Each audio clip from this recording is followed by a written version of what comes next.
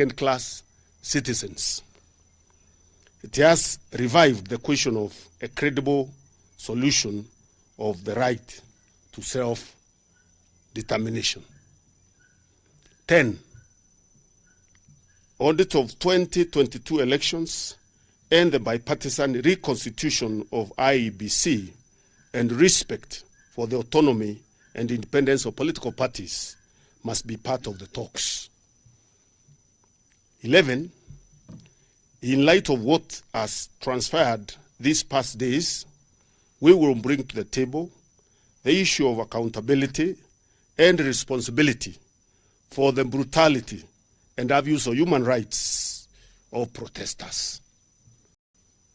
It is our position that no party to these negotiations can and should determine for the other party what to raise and what not to raise. We will respect Kenya Kwanza's right to bring all its issues to the table, and they must also respect ours. Number 13, likewise, we expect Kenya Kwanza to have no objections to our priorities. 14, until we agree that each party has the freedom and right to bring its issues to the table, and as we continue to pursue discussion, we shall continue with our engagements with the people. That right is in our constitution. It has no basis for any discussion. We will continue exercising our constitutional rights of association, of expression, of assembly.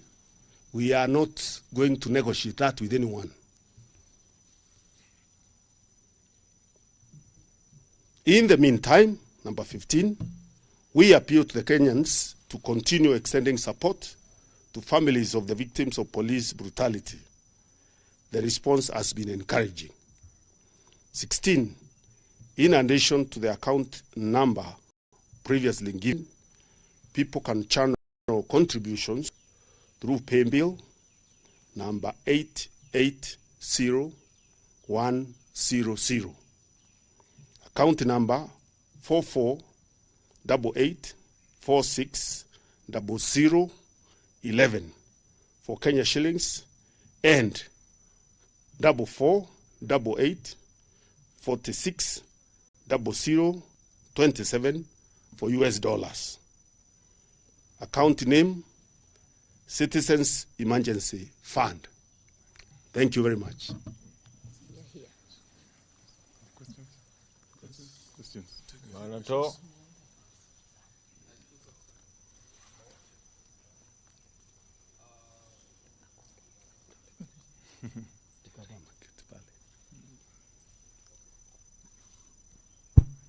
Okay, my name is Emmanuel Tor from KTN News.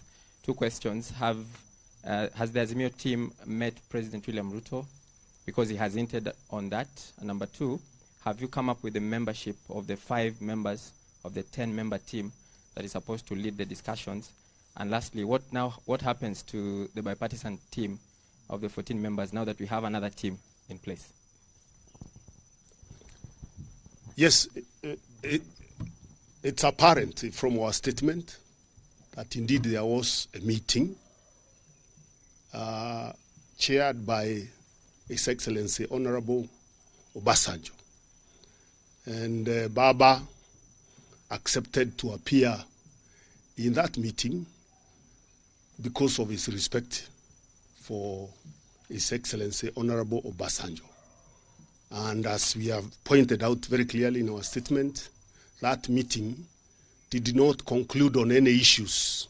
It was a meeting to agree on when to hold the talks and how to hold the talks. So there were no issues canvassed there and agreed. So it is totally unacceptable and misleading to the public for Kenya Kwanza to start releasing its own statements purporting to be Azimio la Umoja issues. We have made it clear what our issues are here, and once a discussion is made within Azimio and our team is picked, then those are the issues that will be tabled for discussion in that committee.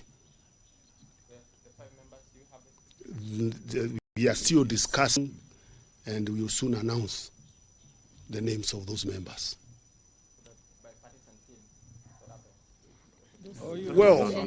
Well, remember we already announced that we had disbanded that team, not because we were not ready for the talks, but because there was no good faith from the other side.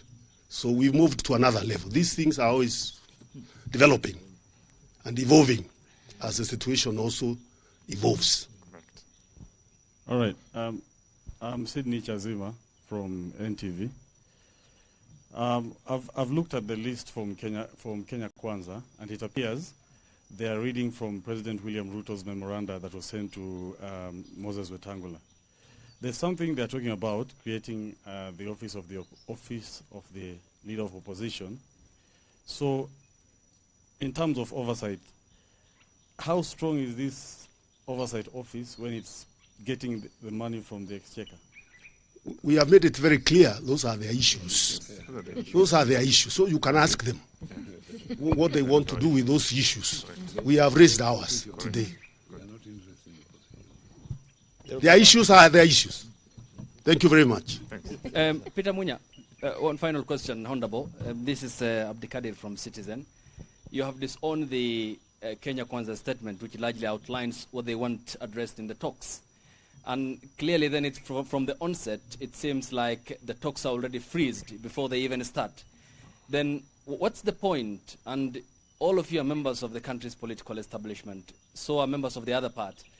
Then what's the point of even hinting at talks when you clearly have well-documented differences and there are Kenyans who are looking at you with bated breath over where the country is, deep systemic corruption, patronage and failure by state officials to address what their problems are. And you, the politicians, taking the Kenyan people as a punching bag? First of all, talks are only talks because they are disagreements. Otherwise, if you don't have any disagreements, what would you be talking about? So clearly there are fundamental disagreements that need to be ironed out between us and Kenya Kwanza. And the difference between our issues and theirs is the issues affecting the people, and especially the issue of the cost of living that is escalating every day is the bottom line. That is the starting point.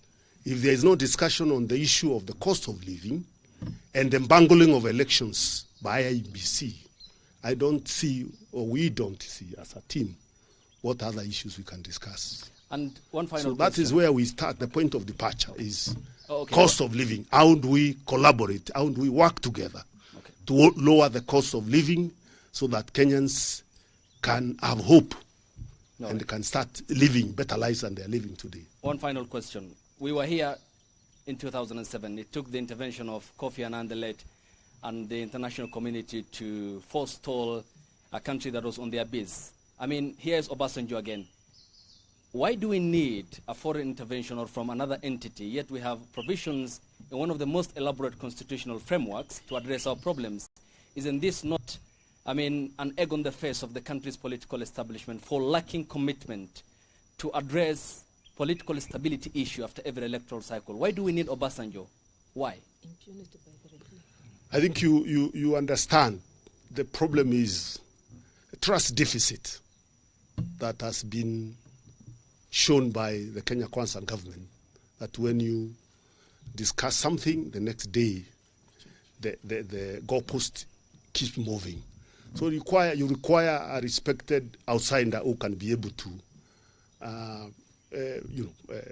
give some guarantee in terms of what was said and what was discussed, because you can see some party that is wants to keep manipulating the process. So, and I don't think there is any problem with our constitution. Our constitution does not outlaw involvement of mediators in discussions. So I don't get where you are getting that idea that because we have a constitution that has been there for a long time, mediators are not required in a dialogue process where there is a fundamental disagreement between parties in a country. We are solving civil wars elsewhere. And We are not, political instability. and discussion and meeting is not a civil war. Why not address small issues like what you have raised? These issues are heavy, where citizens' rights are being trampled on and the citizens are being killed, brutalized by police forces that we pay for. Cannot be small issues. With a lot of respect to you. Thank you very much.